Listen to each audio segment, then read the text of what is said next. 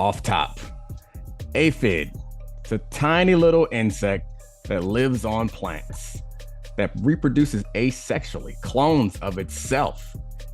And they're born pregnant with clones of themselves already inside. And they reproduce almost a week after they are born.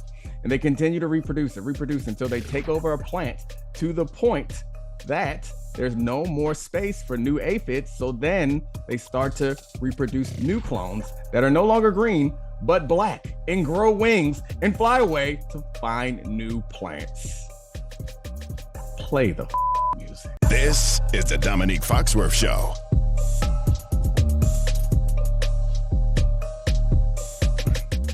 All right, Charlie. So the aphids, I love them. They're confusing.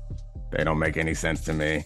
I don't understand anything about anything, but I love to learn new things and share them with you. And I think like 2 or 3 off tops ago, you said you knew it. No way you knew about the aphids. Not a bit. I knew nothing about aphids. The word I had never even heard before, but I'm very in on cloning. Potentially want to clone my dog, and I think we'll get to it, but Kyle Shanahan seems to be able to just clone running backs that can get 5.5 yards per carry. So he's sort of an aphid of the running game. I appreciate you making the sports tie, because I try to every week. I didn't have one for this one, but anyway, I know you got a fun game for us today, so I will turn it over to you, my friend. Okay, I'm pretty fired up about this. We had a wonderful weekend of football, and you sit on the couch, you watch 7 hours of commercial-free football, you hear cliches and gas bagging slung at you. And sometimes you're like, all right, come on, just tell me what's going on. Sometimes they're true. Yeah. And so we're going to play a game called Next Cliche Up. I'm going to tell you the cliche, the situation, things that you've heard a million times about football teams and football players. And I want you to let me know, valid, not valid? Should we toss this cliche in the trash? The first one, you hear it all the time. They just have that team's number. And that one actually, I want to talk about the Bengals. Yeah. Because the Bengals have beaten the Chiefs 3 times in a row. And if I say to you, or you hear Joe Buck or Troy Aikman say, the Bengals just have the Chiefs number, what do you think? Yeah, I mean, so the cliche itself does feel like, so I do think that some cliches are a good way to say a bunch of things in a concise way. And some cliches are like, we don't have an explanation, so we're going to say this instead. And to just have someone's number, I think falls in that category, where I think it's hard to argue that it's not true. In this case, they beat them 3 last times. But to me, what I want to know is why they have those numbers. Like, where is the advantage? What is the coaching twist that they're doing that helps them out? Where is the player advantage that makes it impossible for this team to beat this other team? I can't find that thing because these teams, like, they beat them in different ways. And I went back and watched their regular season game. Like, we remember the playoff game. The playoff game, they lost. The Chiefs lost because Patrick Mahomes turned it to somebody else. Like, they kind of ruined that goal line or that red zone opportunity just before halftime. And then Patrick Mahomes came out in the second half and was terrible. And part of that was because of the 3 rushers with a lot of defenders dropping back and the Chiefs refusing to run the ball. But then in this game, they beat them for, a little bit of a different reason, is because the Chiefs were fine with running the ball. And I think Patrick Mahomes only threw it like 27 times.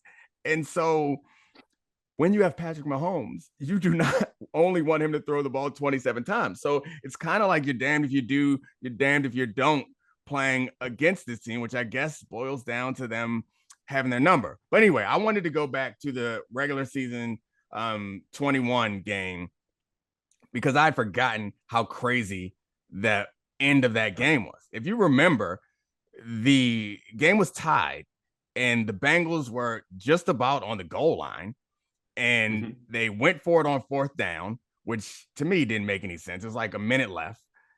Like, why not kick the field goal and take the lead? They went for it on 4th down. They missed it, but as a penalty, they got another chance to do it again. And then they're like, all right, well, they won't be stupid. They'll kick it this time. And no, they went for it again. And they got another penalty. And they was like, all right, let's kneel it out and set up to kick this field goal. It worked out for them, but yeah, I guess to answer your original question, I can't say that I like that particular cliche. But it is kind of true. We all accept that the Chiefs are better than the Bengals when the Bengals have beaten them 3 times in a row. We have to say, like, the Bengals may not be a better overall team, but they're definitely better than the Chiefs.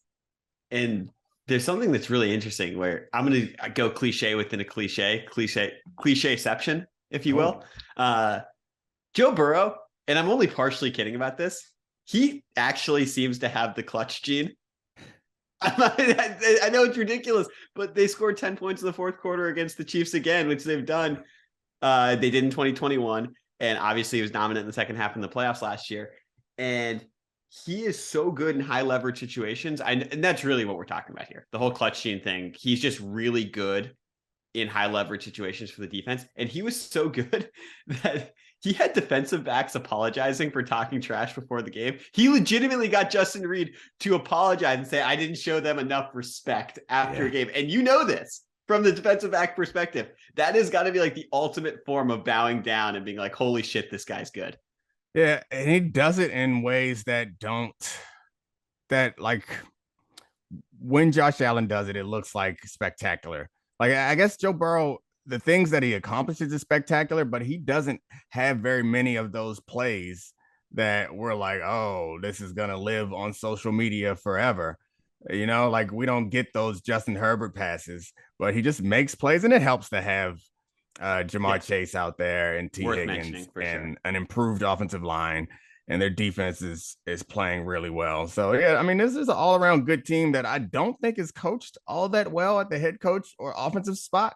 Like, I'm not sure that they got a ton of solutions to some easy coverages to beat, but they're really good, and they're finding ways to make things happen. So, yeah, they are it's cliche on top of cliche on top of cliche. They're going to make some noise in the playoffs. Yeah. They're a team that nobody wants to play.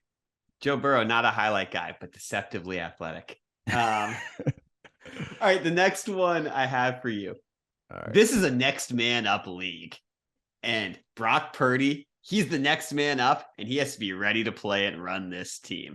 Brock Purdy obviously went in for Jimmy Garoppolo, who broke his foot, is out for the season. For the 49ers, who look to have maybe the best defense in football and the best group of skill position players in football. And we were penciling them in as a legitimate threat to the Eagles and Cowboys in the NFC. Your thoughts on this cliche? That cliche does not apply to that position for 31 teams. But for the 32nd team, I might accept that cliche.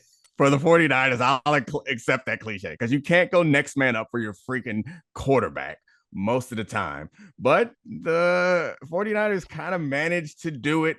If it's the Mr. Irrelevant, the final pick of the draft, it kind of feels like you shouldn't be able to do it. But they lost Jimmy G in the first quarter.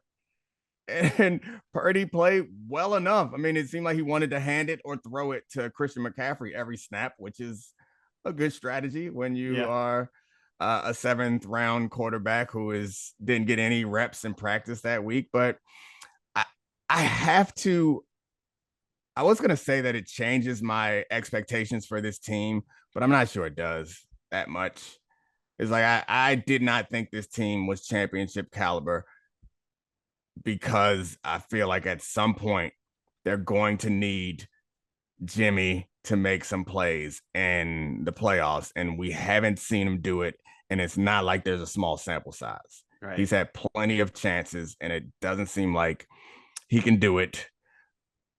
However, I guess the positive spin on them is, or the way to look at it and be optimistic is, you're going to need a couple of like outstanding, miraculous plays through the course of the playoffs. It doesn't always have to be the quarterback, but chances are the quarterback has the best chance to be that guy. They have so many good players, like from Debo to McCaffrey to Ayuk, and then on the other side of the ball, got Hufanga and Warner and like Bosa. So like there can be somebody, and I like to point to that Von Miller Broncos championship team as a way that you can go through the playoffs and win a Super Bowl because you have a Hall of Famer on your team and not at the quarterback, even though they did. So yeah, it's possible, but I don't know. I guess Purdy is not. It'd be disrespectful to say that Purdy is just as good as Jimmy Garoppolo. He's definitely going to be a step down, but the way that they design their game plans, they're not asking much of Jimmy G in the first place. So they're still going to be a competitive team, but I don't see them as championship caliber, Yeah. especially on the arm of Purdy. And I think we all like to rag on Jimmy G. He was playing the best stretch of football he had played since he tore his ACL this season after the McCaffrey trade, which is worth noting. He had really limited the oh no Jimmy Garoppolo plays. Yeah. But with that said, I agree with you. Cliche alert. We're adding it in. They're still in the hunt. And part of that is because after I just complimented Jimmy Garoppolo, I do want to say this is something that we looked up a while ago. We should note how poor Jimmy Garoppolo has played in the postseason in his 49ers career. And if that's the baseline that Brock Purdy needs for them to be somewhat successful in the postseason, that's a clearable bar. He's played 6 postseason games with the 49ers, 7.3 yards per attempt, 137 yards per game. He's thrown 4 touchdowns in 6 games and 6 interceptions. Like, he is, if that's the baseline, that is below passable.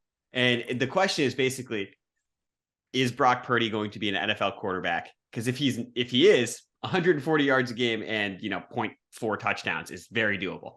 I also want to note one thing is that Fred Warner might have had the best quote ever about this. Fred Warner, who is actually starting to, I feel like, jump off the screen when you watch these games, to the regular person. He's I know that linebacker, off-ball linebacker and he's crazy. But he said after the game, he's played against the best defense in the league for the past 13 weeks. He'll be fine. Yeah, that's a great quote, but it doesn't mean anything. Yeah. He's been the scout team quarterback. If you don't understand how scout team works, is they send you out there and they make you fail.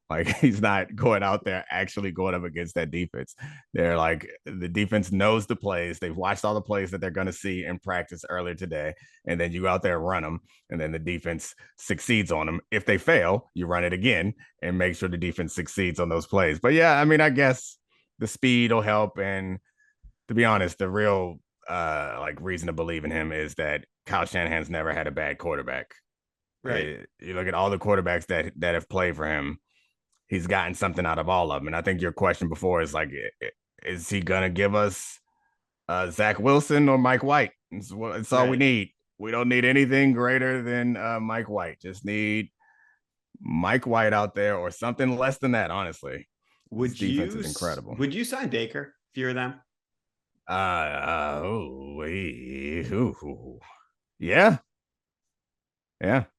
I mean, they're in no position to be being picky right now. Anybody with some talent, I would bring them on. And Baker seems like the guy who would want an opportunity to prove himself. And he has some level of athleticism to boot and do things with. Oh, yeah. And accuracy, which matters. So, yeah, I think it's worth going. Take a shot at him. Take a shot at anybody. God, that would be for us. Please do that, 49ers. That's the maximum amount of drama. So please. Great TV. Let's move on to the next one. And this is a cliche here from time to time. And I think that we're really seeing the most actualized form of this cliche. The best defense is a good offense. And I think the Denver Broncos would disagree. The best defense is their defense. Yeah. That's a great cliche that I do think is accurate. It doesn't apply to the Denver Broncos. I said this before. I don't care what the stats suggest. They are the best defense in football, not only because the stats suggest that they are very good, but because it is very challenging from an emotional, psychological standpoint to go out there time after time and play your asses off and get them the ball back and get them short fields and then see 9 points and still week after week show up and play your ass off. That puts them in front of the 49ers for me. I don't care if the 49ers are actually better by the numbers. The 49ers have some hope. Yes, they're going to only score 13 points like they did against the Saints, but sometimes they're going to give you 35 with a backup quarterback. So yeah, the Broncos, man, and I was just imagining that flight home. Whew, It's crazy. that It's flight home from crazy. Denver, or excuse me, from Baltimore back to Denver had to be really contentious. Like I've been on some flights that were contentious. I was on a flight home from a playoff win where a couple of guys fought. So like I I don't know what's going on in those flights, but it has to be tough. And showing up to a building for work like that. Whew. So yeah, hats off to them from an emotional maturity standpoint to be able to show up and play their ass off. And credit to defensive coordinator. Was that Evero, right? Mm-hmm. Yeah, he's doing a great job. Him and D'Amico Ryan should be considered for head coaching jobs this offseason. We'll see what happens though. Yeah. And I'm forgetting the Bengals defensive coordinator, but Big Lou. Oh yeah. Also Lou. late to the party, but also a great defensive coordinator. Also, we say this every week, but I just want to keep a tally of it. If the Broncos scored 18 points in regulation every game this season, they'd be 10-2, and they're 3-9. But I digress. Let's move on. Right? Lou Anaromo. Yeah. Am I pronouncing it right? Yeah. Yeah. Next one. You can't lose your job to injury. This is the old Wally Pippism. And I say to that, why not? Because Tony Pollard is getting touches now, and he's the best running back in the NFL. I'm not saying that as a hot take. I just genuinely believe that. And along with the return of Dak, the Cowboys are an incredibly explosive offense. They now lead the NFL in point differential. So to me, I know you have loyalty to your guys, but if an injury leads to the best player being out there, shouldn't that be the way forward? Yeah, I mean, the thing with that is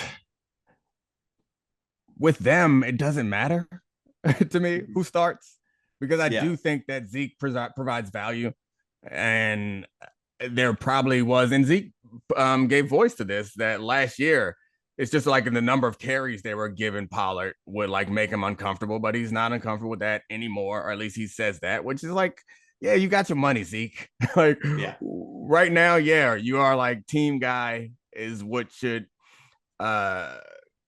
be at the top of the list for things accomplished. But like we talked about this before, like Zeke inside the tackles and Zeke falling forward for short runs is not something that gets celebrated, but I think it matters to this offense. And on top of that, his pass protection, all that stuff has value.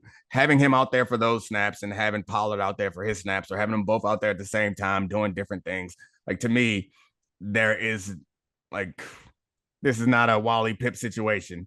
And unless Tony Pollard just wants to hear his name called and run out of the tunnel, if that's the case, then I don't know, have the starting lineup be with two backs, and then he can do all that. I thought that you were going to go to the Ravens with that one, which, like, I know it's an absurd thing to say, and it's like Lamar's not going to lose his job. However, we're going to have to start hearing about how this offense doesn't look that much different when Lamar's injured. And based on what they've been doing the last several weeks, it's going to be hard to disagree with that. And honestly, Huntley's sort of a luxury backup. Like he was very competent last year as well in stretches when we thought that, they were going to be cooked without Lamar. So I think that you're right. That noise will get louder. I do have one other thing about the Cowboys, because I think I'm sort of enamored with this team in an interesting way, because they've been so anonymously maybe the best team in the NFC over the last 6 weeks. But okay, I think if you want to slot the Eagles in as A1 in the NFC, no one's going to disagree with that. They're 11-1. They just stomped on the Titans. But in the 6 games since Dak has been back from injuries, the Cowboys have scored 40 plus 3 times. And yesterday, their 33-point fourth quarter differential tied the NFL record, which was set in 1925 by the Chicago Cardinals over the Milwaukee Badgers. When you're tying records that are against the Milwaukee Badgers, that's a real record. That's incredible. Yep. They're going to be fun to watch. Like, it's the hype is going to get super high. They're going to be a good team. I think that Eagles game got game of the year potential. It's going to be really fun. But watching when they play the Eagles, watching the Eagles dismantle the Titans and dismantle just about everyone they play is really hard. And also, like, my guy Jeff, poor Jeff. Yeah, leader of men. Slipping that cliche. Yeah, he forgot how to lead men. Let's go to one last cliche. We're gonna do some Anthony Davis talk at some point. Yeah. We'll do one last cliche real quick. Or this is a speed round. We'll get to Anthony Davis. This one I totally believe. He let the air out of the stadium. That's what Aaron Rodgers did in Chicago. That entire stadium was a morgue once he started coming back in that game. I mean, it's the emotional swings of fan bases. It's a real thing. We can hear it. It's a cliche that matters. I don't think that I guess Aaron Rodgers showing up anywhere in Chicago is a bad, like it puts everyone in the area in a bad mood because he owns them and tells them about it. But yeah, I found myself like realizing that game meant so much more to Chicago than it did to the Packers. And I kind of wanted them to win it because I thought that they'd be so happy, but I guess the fans don't really want the Bears fans. A lot of them are like rooting for draft picks now, which disgusts me. So I definitely needed them to win then because of that. All right, what about our bets? Do we run through our bets, or we just pretend like this week didn't happen? Because we'll run through them on Thursday. We're 17-21 on the year. Tough 2 weeks.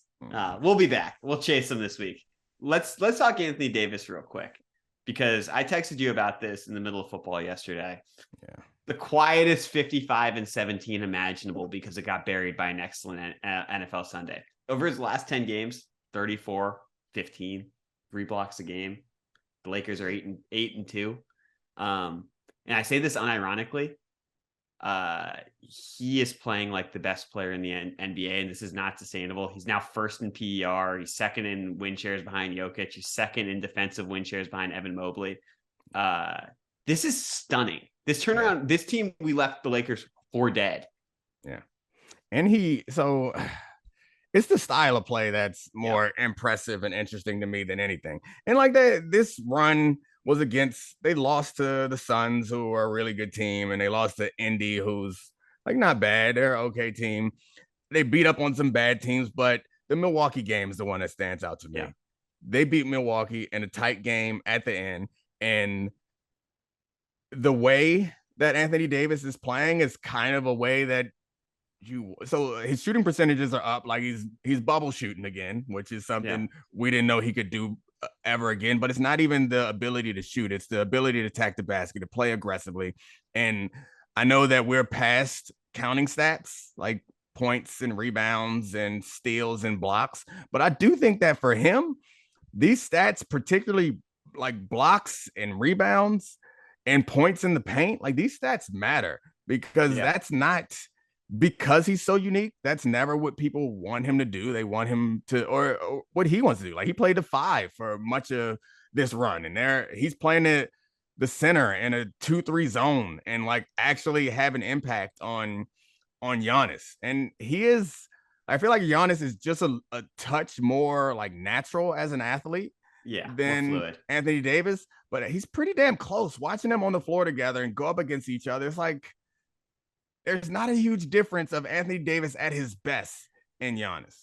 And to be very clear, like, so he's played center for 98% of his minutes this season, which is the first time in his career he's ever been a full-time center. They tried to guard him with Giannis. They tried to guard him with Brook Lopez. They tried to guard him with Bobby Portis. And he did something different to all of them. He was playing like an evolutionary Kevin McHale, which is sort of what we've wanted. And what's really fun about this is, and credit to Darvin Ham, credit to Anthony Davis for this, they are not playing the slow it down, heliocentric basketball where LeBron makes a decision, gives the ball to someone who isolates on a mismatch, and then they just go. They are doing what they did in the bubble. They're doing what Anthony Davis did his last 2 years in New Orleans. It is a spread pick and roll offense where he is a screen and roller, and I will say this with certainty, he is the best roller in the NBA. Above Joel Embiid, above Jokic, above Giannis, he is the best at that particular skill, and it has completely changed what I think that offense could be. And it seems like Westbrook seems happy too. Like he's doing pelvic gyrations on the floor. Like the man is having fun and not putting up big numbers, and has a role. Like he's sometimes the ball handler in those pick and rolls, which is like, I don't know why people play up on him and don't like fall back, but they do enough. Maybe it's just his explosiveness that he still has. It has an impact on the defense. But yeah, this is what I guess we imagined it would be. Is like, all right, LeBron will put up respectable LeBron numbers, but this will be Anthony Davis's team. Yeah. I mean, the last couple games he had over 20, but he's not. That's you know what LeBron really makes me sad? Yeah. And it's not sad, is like I'm reminded of his age on the defensive end of the floor. Yeah. And it's like, I He's guess now. when we get to the playoffs, he'll turn it on and try to lock down, because it doesn't look like he can't. It just looks like he's like, nah, man, it's year 20. I ain't gonna do this 82 games. The LeBron thing is interesting because we have been faced with, this is the year. When he plays as your primary option on offense and your primary stopper on defense, he makes your basketball team worse. And I know that's a crazy thing to say. But for 20 years, 19 years, the exact opposite has been true. Every year he's been positive in like net efficiency and net rating. And this year they're 4 points worse per 100 possessions with him on the floor. And Davis is able to, those numbers are going to change now that he is a true number 2 and Davis is a true number 1. But we have been basically gifted to basically watch him be a heliocentric ball handler and control the game better than anyone has ever controlled a basketball game. He's the best decision maker ever. That is no longer something he can do on his own. And watching him adjust to that, being the smartest player I've ever seen, is actually fascinating, because he can actually look down the lane and be like, that guy is better than me. He needs to get a touch in a spot that benefits him, not what I think my decision making is going to benefit the offense. Yeah, but I mean, he hasn't gotten less smart is the thing. No, so like, I guess it doesn't look like his athleticism is leaving him. So like, it sounds stupid to say in year 20 that the like his efficiency numbers are going to regress positively at some point. But like, I don't see the reason why he can't do this stuff going forward. Just because it hasn't been happening up until now doesn't mean, I don't know. I guess I don't see LeBron as being, which I don't think you're saying this. LeBron is not going to be a net negative, even if he's not. If his advanced stats say that he is right now. He just needs to operate in a new role that we've never seen him operate in. And that happens to every single great player. And it's just crazy how long LeBron fought that off. All right. He's so good. How has Domonique been lately? Bad or good? Let's find out. This is Roses and Thorns. All right. Time for everybody's favorite Foxworth. Ashley, Roses and Thorns. Hello. You know I don't like when you say that, but it's okay. I mean, it's okay. Don't say it's true, because that's what really pisses me off when you say it's true. I mean, it is true. But I won't say it's true. Did I just say don't say it's true? Because that's what really pisses me off when you say it's true. And then you said, I mean, it is true. It's like, I mean, the truth shouldn't upset people. It's okay. You cannot piss me off. It is the holiday season. It is my happy time. I'm great. Guys, do you know? Well, you don't know, but I want you to guess. Since Domonique, like not even since we were married and we had kids, but like since before we were married and we were dating, like when Apple had the most basic looking like emojis or like personalized emojis, but like nowhere near as good as they are now. What my image, like when I call Domonique, and he doesn't have many people like images for their contact, but I do, because I was special all along. What mine was, like you would want it to be like the girl that you're dating, like you want it to be like a pretty picture or something sexy. Take a guess what it was. Are we listening? Are we waiting to hear the people guess now? Is that? I know. I'm just saying that, Domonique. Like I know I'm not actually guessing. It's a Mrs. Claus, a black Mrs. Claus at least. No, it's you. It's you on a sled in Christmas season, or in well, not in Christmas season. You just have on a Santa hat. It's not my face. It's like a cartoon brown image. Skin. Yeah, but it's not. It looks like you. I'll send you the picture. It looks like you. It's not Mrs. Claus because it has. Mrs. Claus doesn't have a Santa hat. It's just you and a Santa hat on a sled. Okay, well, it's me as Santa. How about, but like all year round. And like, I get it because I really love the holidays, so I wasn't offended by it. But then part of me was like, man, you're like out, and people are like, who's that calling you? Like, and it's your girlfriend with a cartoon and a Santa hat. Like, I always have mixed feelings about it, but now I fully embrace it and love it. And Mrs. Claus, it makes me so happy. Again, it's not Mrs. Claus. It's you in a Santa hat, but whatever, or a cartoonized version of you in a Santa 14 hat. years, I've considered it Mrs. Claus, but okay, you tell me now. You've been wrong for 14 years about that and probably some other things, but. And for him, it's the Grinch. Like, I'm joking. He did used to try to be kind of like not into the holidays, but he's kind of along with me and embracing it now, and I love it, and I love him for it. He's the best. It's not that I'm not into the holidays. It's just I don't got a lot of room in my life for a lot of frivolous things, and it's just kind of frivolous. But whatever, it's whatever. I don't know. It's just weird. I think you know what it was. Is like after you're a kid and you're like a teenage boy, Christmas is not really exciting thing. Then you get into your 20s and still not all that exciting. And then you meet a girlfriend like me. Yeah, and then it brings it back to being exciting again. Joy. And you have kids. Well, having kids really changes it. Like it turns into a whole thing. I mean, it's a much more of a job, but it feels like for a reason. Like I don't know. Decorating my house when I'm like 24 and not married and no kids, Christmas, like get a tree and that's it. Like, I mean, when you were 24, I did it for you. But one year you were like 22 or 23, and I came to visit you in Denver, and he got a tree, guys. And I sent him ornaments. And because I was there like around Christmas time, I was like, we really need a tree. He's so sweet. Having a tree is necessary during like the Christmas season. I got a live tree, and then the next year I was like, yeah, let's go ahead and get me a fake tree because. But we're back to a live tree now, which is super fun. We're I was gonna say 2 tree family, but it's like a 10 tree family now because you got trees for all the kids' rooms. Yeah, but I didn't put them up this year, and I'm hoping they don't ask. We don't have to. Hope so. We just have 2. We have 2 trees. That's it. Think about it. I didn't put the pink tree up. I didn't put any of the little. We have 2 trees. Well, and like little tiny ones, like they're just decorative, like decorations. But 2 tree. Yeah, we have 1 enormous tree and then 1 live tree. And I'm so proud of myself because I'm normally meticulous when like the ornaments are spaced wrong. This year, I did have to help with the lights because they had them tangled. But Domonique, I went out and got the live tree. Domonique took it off the car and set it up in the base. And then I was like, kids, your turn. Like I had done the big tree already with like the glass ornaments and stuff and cared about how that looked and was up on a ladder and stuff. But for the little one, I was just like, go for it, kids. Like literally on one branch, there are like 10 ornaments and I'm just cool with it. I haven't even secretly gone and moved one when they're not paying attention. I'm just chill. It looks good. So, I can anticipate some of my thorns from this past week already, but I'll get out of the way and let you hit me with some roses and thorns. Well, what do you think some of your thorns are? Just being too damn handsome all the time is really difficult for you to focus on the things that you need to focus on during the holiday season. And also like it makes it uncomfortable for you when like other like moms of our kids can't stop looking at me and it just is weird. Okay.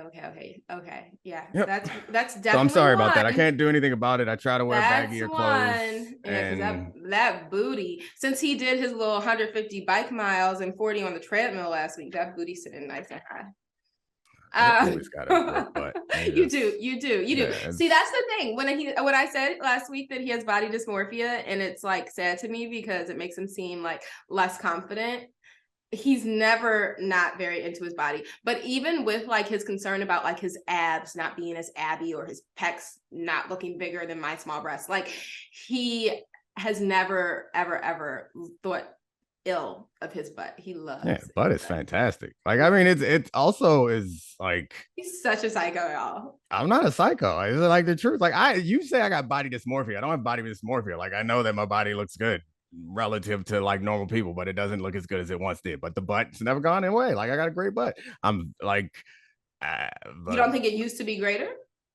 Probably, but I don't know. I don't see it enough, but I just know generally it's never going to be bad. Like it's just genetically, I got great speed and athleticism, explosive hips and quads. All up in that ass. Yes, it's all in the caboose, and I got a great one. So I'm sorry. Now that we like when I was young, we all wore baggy clothes. Ladies couldn't appreciate it. What a waste. Yeah, I mean, ladies couldn't see what I was working with. Or I mean, the gentlemen couldn't see it either. A lot of people was missing out on some good looks, but now got these tight pants on and the streets of New York, people are real impressed. Has anyone ever complimented you on your butt? No. That you were tight? Yeah. No, I don't think so. I don't think so, but I mean, I don't need I the was comments. I know wondering. the truth. He doesn't I need it did because get, he's full of it himself. I did get hit on. Well, not really. I got hit on like 7 years ago on the streets of New York, and I never forget about it because it's a great moment. And then last time I was up there, I hit on him all the time, guys. I yeah, don't that know doesn't why he count. needs some stranger on the street. So Oh yeah, I don't need the strangers too, but it's nice. But last time I was you in New remember York, every time I hit on you? no, a woman Yeah. came up to me and she said nice suit in a very deep voice with straight back cornrows, a baggy hoodie, and some jeans on. And I was like, thanks. Like, I don't know if you think I look good or if you want to borrow it or what, but like it was clear that she wasn't feeling me. But She it just could thought the just suit be a was nice. compliment. Like I know that's what I was saying. people. Is like I recognized that it was a woman, and initially I was like, she flirting with me, and then it took. There are probably less... so many women that think I have crushes on them because when I see a woman that like looks good or any like has a nice smile, good bag, nice dress, oh my god, I get so excited, and I'm like, oh my goodness, especially if I've had one drink. I just love telling people how great they are. They look. Follow up. I'll watch. All right, Roses and Thorns. So my thorn actually isn't that, but I will say my thorn is like, I mean, it's relevant, particularly during holiday season, but it's also like, I have to like force thorns. So that's something we'll address in a bit, but I'll go ahead and give you your thorn. It's your party exiting etiquette. Holiday party season, you know, I feel like some of the parties are back a bit. Like we need to go over some things. Yeah, you should have known it was coming because we went to a mutual or friends of ours houses, but like I'm friends with the wife. They met at our wedding. Like we are separately friends with both. The husband is DeQuell, who's been on here with him before, I think. But so like one of his best friends, and they had a Friendsgiving. We're at their house. I think like initially it was just one of our kids, but then my parents dropped off the other two because they had them at a play. This is like a 2-week-old thorn. I feel like you complained about this already on here. I don't think I did. I think I never got to it. And but to my point, remember that. Hold that thought. Holding it. Thank you. Hold it. Don't forget it because I'm gonna forget it. But generally it's like a recurring thorn though throughout like our marriage. So I think especially during holiday party season time, it's worth bringing up. So Domonique, as soon as our older daughter gets there, we're at our friend's house. We've just been there for 10 minutes. He breaks into the food before they intended serving the food. In his defense, it was only my food. I fried fish for it. And like fried food doesn't hold well. So like the other stuff wasn't ready. So he was like, F this, I'm opening up the fish that my wife brought and like making my plate, even though like the hostess wasn't really like serving food yet. But anyway, that I don't even knock him for that much because it would have been bad later or not as good later. But he within 10 minutes was looking up on Fandango like movie times to go see some movie with my daughter. Yeah, and I'm like, you just got here, like that's so rude, like that's not how you leave a party. So that's one of his moves. He just leaves early when he feels like it, and like it's not like he had pre-existing movie plans. So people were like, oh, where Domonique? I was like, oh, he had plans to go to a movie with my daughter. I didn't mention that he just made the plans at the party because like that sounded kind of rude, right? But I'm like, oh, they had plans early, yeah, father-daughter date, so cute. But another move of his is how do I describe it? Because I get a lot of people don't watch. I'm doing it, but like when he's ready to go from a party, you just start seeing him like lasso, and he puts stuff like his index finger and starts like twirling his little wrist, and that makes it sound so feminine. But does this little lasso, a wrap it up sign to me. I'm sure there's like there's probably like a play call signal or a referee signal in some sport that I could better explain it to this ESPN audience with, but I don't know it. But he does that, and he's done that literally for like 10 years to me. Like it's time to go. And I'm like, mother effer, that's rude. One. And I was like, we actually might get left, guys. Like, he wouldn't leave you. And a couple were like, yeah, we seen him almost leave you before. You might want to go. So when he's ready to exit a party, I feel like he needs some suggestions on what to do. Do stay for more than 10 minutes. That's one. Don't throw your finger up at me. And then also, this is just a selfish one, do participate in photo booths with me because the family invested in having the photo booth at the party. And so you might as well take pictures with me in it. So that's just some party etiquette for you. And that's thank you. But as you said, it's an old thorn because like, I feel like it's hard for me to come up with thorns. I can come up with a bunch of roses. You, even though you are a self-described man of not faith, took the kids to church with me yesterday, which we've only done honestly a couple of times over the pandemic. We used to do every weekend, and I want to get back to doing every weekend. I realized if we can go to holiday parties, we can also go to church. Like COVID is not a reason to not go to church. So you like are so supportive of that, even though it's not like something that you really care about. That's a rose. My back has been really screwed up because I went from having rowed for 20 minutes total in my life to getting a rower and rowing like 30 minutes a day. Apparently bad form. So my back's been hurting. You've been like helping me stretch and doing all this stuff. You've been down for my holiday fun festivity around the house and going on holidays and the couple holiday parties. And our daughter had a birthday party this weekend where they went to see Clueless. I'm like running out of theater. This was rough. And we were going to lunch across the street. So I had to leave the theater a couple times to go check on stuff like at lunch and drop stuff off at the restaurant. And he was stuck in a theater with a bunch of like preteen girls. We don't so like can I jump in here? So like we don't like you held it down.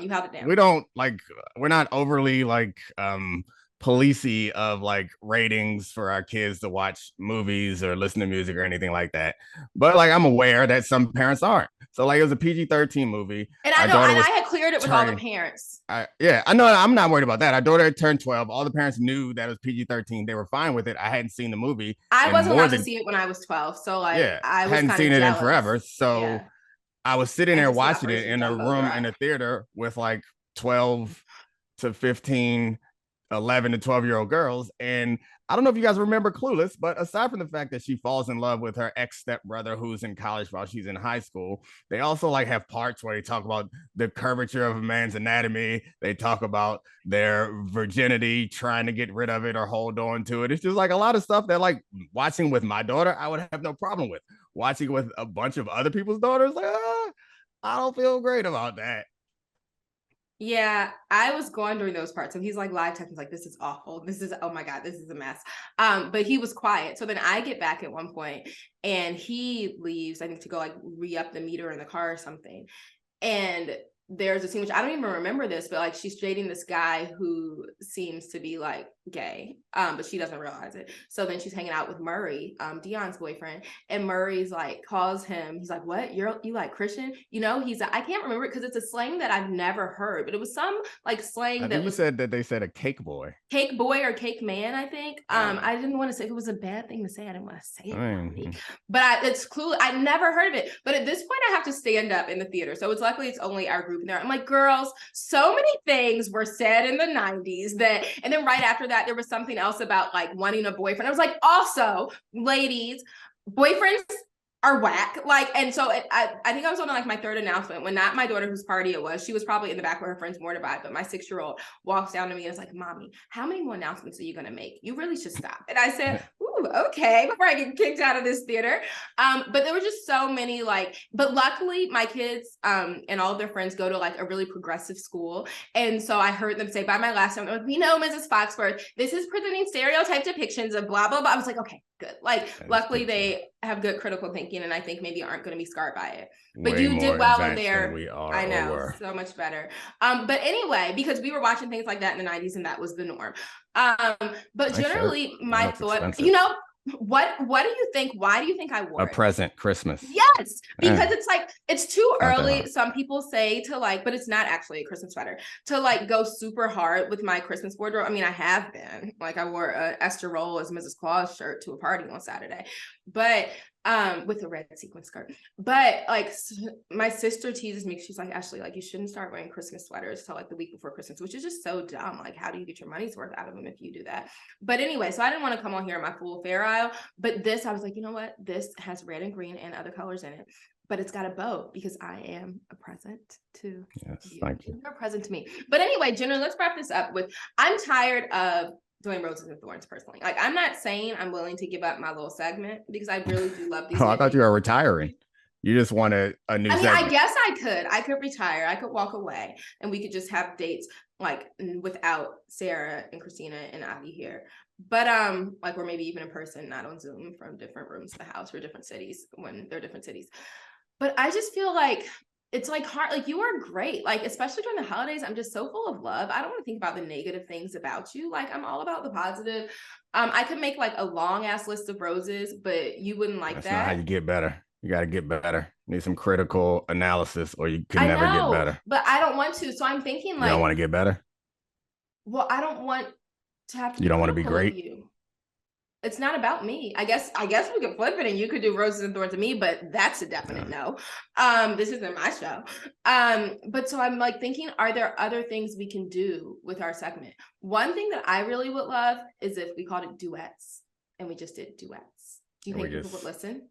I think It's either it's a double-edged sword. Either we do duets well enough that we get sued, or poorly enough that no one listens. So yeah, they would definitely really bad. It's like, I don't know. Obviously, we couldn't really do duets. Although, like, I love duets, especially like Christmas time. We could just do like serious topics. Just get the most sad, devastating news out there, and we can just chop it up, analyze the news, project its impact on society, and all that stuff. Let's just. You love the news. You're a big. Like, you're the only person I know under 60 that watches the local news. So we can just do DC news. Let's do DC news. I do love the news. That is true. But you also know I'm not a serious person. I mean, I can be serious, but no, that's a definite no too. So I guess we're stuck. You can't think of any other thing. We'll try we'll use this time between now and the next show to see if we can come up with a new conceit for our segment. Otherwise, we go back to Roses and Thorns, or you just start singing duets alone. Or I guess we just have to do this. But okay, well, can I ask, if anyone's listening and they have an idea? I personally don't have Twitter, but Domonique has Twitter. I don't know his Twitter. It's probably like Domonique Foxworth. It's at Foxworth24. Yeah, okay. You can send me some suggestions. Yes, I'll be happy to obviously we need suggestions. Pass them on. Because I don't want to do these Thorns anymore. All right, don't do Thorns anymore. I just want to do Roses. All right, we just retired the segment altogether. This may be the last Roses and Thorns, everyone. Thank you for listening. We'll surprise you. But I might be back we can do like an updated version of what's the bad Christmas song? Baby, It's Cold Outside. Oh, yeah. Be like the progressive version. Except for no, because I will stay. I will stay with you. You could get it. Merry Christmas. Oh, it's too early to say Merry Christmas. Well, maybe it is my Merry Christmas episode. Oh my God. Yeah, because you may not be back. Oh my God. All right. Well, Merry Christmas. Happy New Year, everyone, just in case. Thanks, Ashley, for showing up. Bye. Love you. Love you too. All right. All right, buddy. Well, I appreciate it. Thank you, Charlie, for the fun game today. Thank you, Ashley, for showing up and making this show a lot prettier and smarter and more fun. Christina Buswell, Sarah Abbott, Adi Khan, you're the best. Also, Charlie, any plugs? Listen and watch Debatable. It's good. More Domonique Foxworth, Pablo Torre, and a bevy of other friends. You know what just hit me? That this is probably Kanye West's least favorite podcast. Me and you together, he has to hate it. He must. Bye. This is the Domonique Foxworth Show.